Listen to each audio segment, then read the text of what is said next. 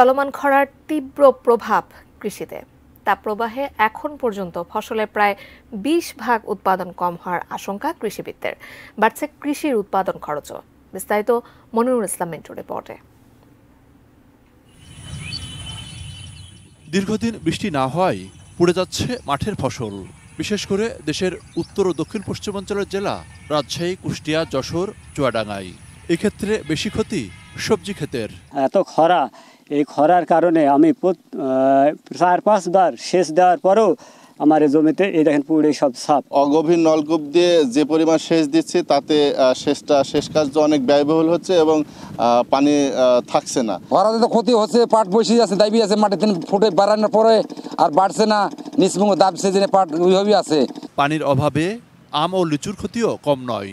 একদিকে যেমন ফল বড় হচ্ছে না, অন্যদিকে আবার ঝরে পড়া হারও বেশি।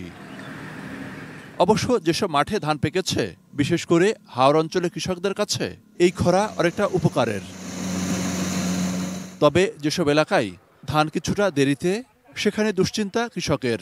আজকে পানি দিয়েছে 600-700 টাকা খরচ করি, দেখা 2 দিন পরে আবার ফাইটে শুকায় যাইতেছে। পানির লেয়ার নিচে নামে গেছে, আমরা মেশিনে পানি পাচ্ছি না, তেল খাচ্ছে বেশি।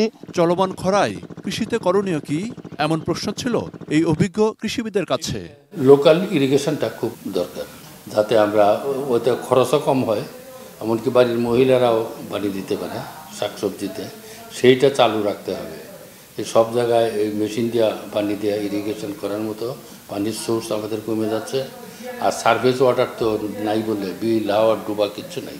নতুনভাবে ইরিগেশন দিতে গেলে অনেক ক্ষেত্রে উল্টাটা হবে, ফল আরও ঝরে পড়বে, কারণ পানি বেশি খাবে, এরপরে পানি শর্ট পড়বে, যখন ফলটা ফেটে যাবে। তিনি মনে করেন জলবায়ু পরিবর্তনের ফলে আসছে দিনগুলোতে সংকট বাড়বে। এক্ষেত্রে চাষাবাদ নিয়েও প্রয়োজন নতুন পরিকল্পনার। এই যে ড্রাউটটার জন্য কমপক্ষে 15 থেকে 20% ইল রিডাকশন হবে, যেটা দেখা যাবে না, কিন্তু কোনো ক্ষেত্রে 50+, 50% বেশি ফসল নষ্ট হয়ে যায়, বিশেষ করে বরেন্দ্র অঞ্চলে হবে।